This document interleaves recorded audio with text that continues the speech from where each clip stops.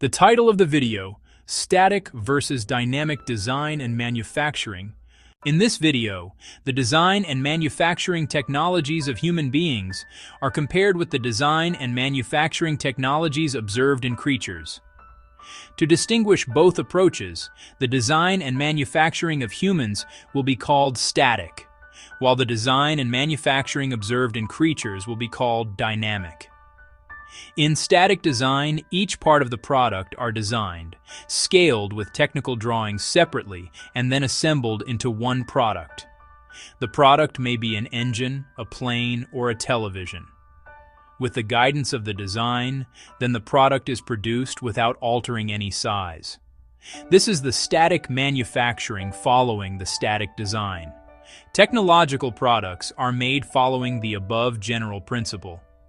In contrast, for the creatures, the design and manufacturing process cannot be distinguished from each other.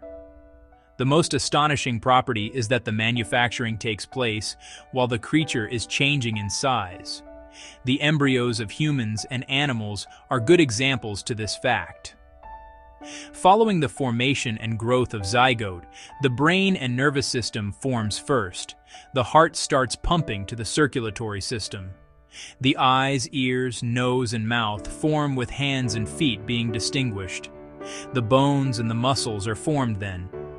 The manufacturing process is a dynamic process. The organs are being formed while the size of the fetus is being continuously changing. This is totally against the manufacturing process of man-made products. Once the product is designed, the size never changes. To understand this fact, assume that a tiny engine of a toy grows in size to transform into an engine of an automobile while keeping running. This is impossible for us to achieve. Once the parts are assembled, changing their sizes will cause malfunctioning of the engine and eventually leads to failure. Or assume that an airplane changes dimensions, becoming larger in size, the wings gradually growing while flying. In static manufacturing, an outer intervention is necessary such that the part is produced and inserted into the system from outside. In the case of dynamic manufacturing observed in creatures, the parts are being formed inside and not brought from outside.